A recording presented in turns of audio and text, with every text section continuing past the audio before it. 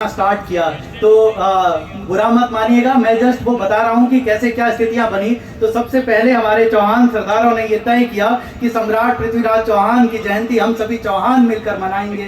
पहले साल का कार्यक्रम सिर्फ चौहान परिवार के बीच में रहा। उसके बाद में समिति ने ये डिसाइड किया कि सिर्फ चौहान ही क्यों, पृथ्वीराज चौहान पे तो सभी राजपूतों का अधिकार है, तो इसमें राजपूत समाज के सभी लोगों को सम्मिलित किया जाए। तो दूसरे से लेकर चौथे कार्यक्रम में राजपूत समाज के सभी लोग इसके अंदर सम्मिलित हुए।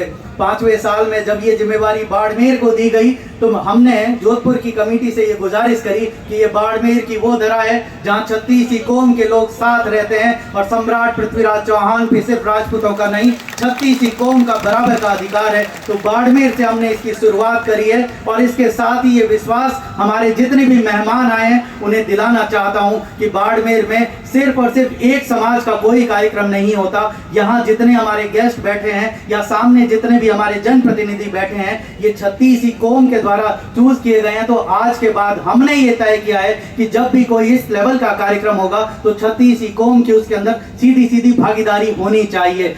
जितने भी सभी कम्युनिटी से लोग, उन सभी यहाँ बाड़मेर में जितने भी समाज है उन सभी समाजों के प्रतिनिधि आज इसी श्रृंखला में इस कार्यक्रम के अंदर यहाँ मौजूद हैं। तो मैं उनका तहे दिल से स्वागत और आभार प्रकट करता हूँ और उम्मीद भी करता हूँ कि सम्राट पृथ्वीराज चौहान को तभी सच्ची श्रद्धांजलि अर्पित होगी यदि आने वाले वक्त में इसी तरह से जब भी किसी महापुरुष की जयंती मनाई जाए या जब भी कोई कार्यक्रम किया जाए तो हम एक समाज नहीं 36 कौम एकत्रित होकर के सभी लोग एक साथ मिल करके पूरे हिंदुस्तान को ये मैसेज दें कि बाड़मेर शायद बहुत सुदूर क्षेत्र में है पर जब बात हमारे यहाँ के लोगों की करी जाएगी तो इतनी गहराई हमारे यहाँ के लोगों की सोच में है कि हम सब एक साथ मिलकर ही हर कठिनाई का सामना करते आए हैं। तो खुशी को भी हम सभी लोग एक साथ मिलकर के मनाएंगे। सम्राट पृथ्वीराज चौहान हिंदुस्तान के आखिरी हिंदू सूरज के रूप में जाने गए, आखिरी हिंदू सम्राट के रूप में जाने गए। 12वीं शताब्दी के बाद में मुगलों का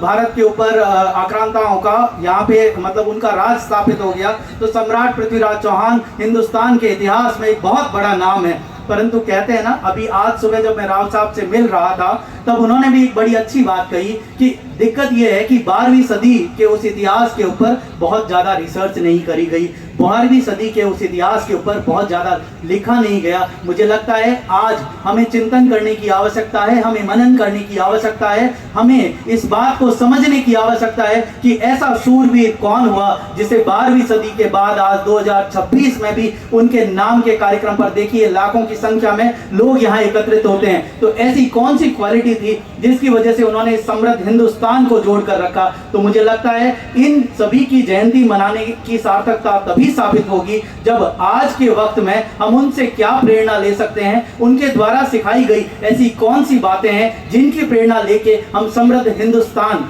जिसकी हम परिकल्पना करते हैं को बना सकते हैं। आज आप सोचिए यदि पृथ्वीराज चौहान भी आज की तरह